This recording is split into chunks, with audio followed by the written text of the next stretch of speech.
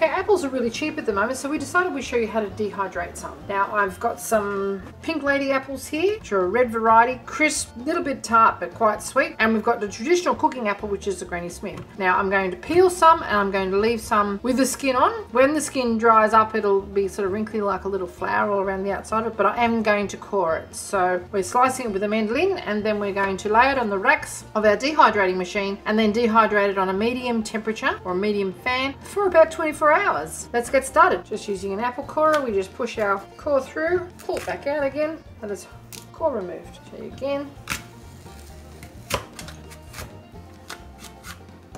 Okay, we've got 4 green ones and 4 red ones, so we're going to peel 2 of each and show you the difference in the finished product. Let's grab your veggie peeler. Any blemishes, of course, remove those. You don't want to be eating those, and continue with the rest. We're going to do our apples in separate batches so that you can see the difference in them. So with the red ones to start with, they are more likely to go brown because they have a higher sugar content.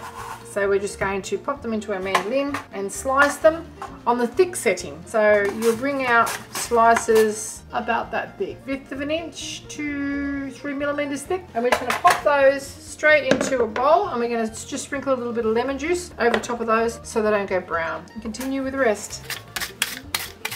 Okay, once our red apples are just spread out into our bowl, you just get some lemon juice, give it a little sprinkle over the top, just a little, because every bit of fluid that you add here is going to have to be removed later by the dehydrator.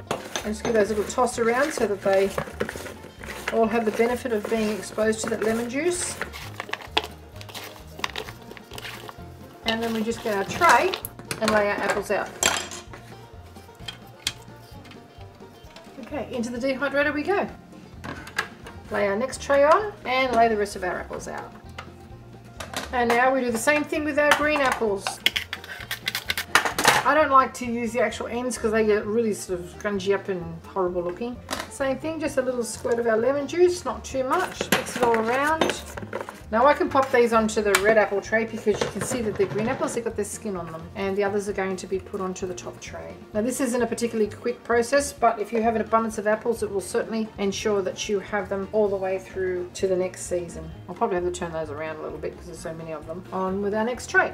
With our trays all loaded now, it is time to pop them into our dehydrator and we'll see them tomorrow. Okay, 20 hours later, and this is what you should have.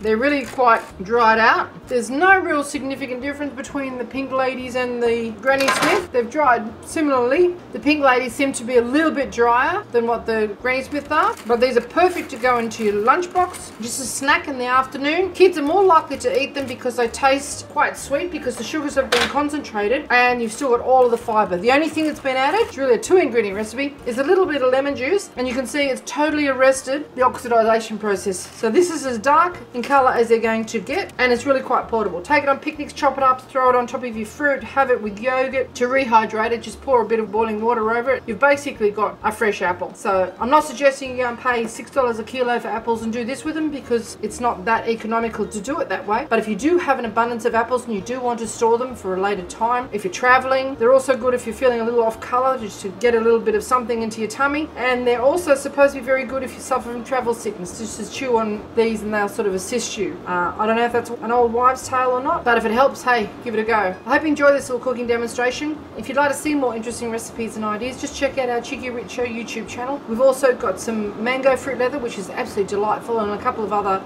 dehydration recipes. Let us know what you think. If you want to see more dehydrated recipes, of course, let us know and we'll see what we can do for you. Thanks for watching. Cheekyricho, 2-ingredient dehydrated apples.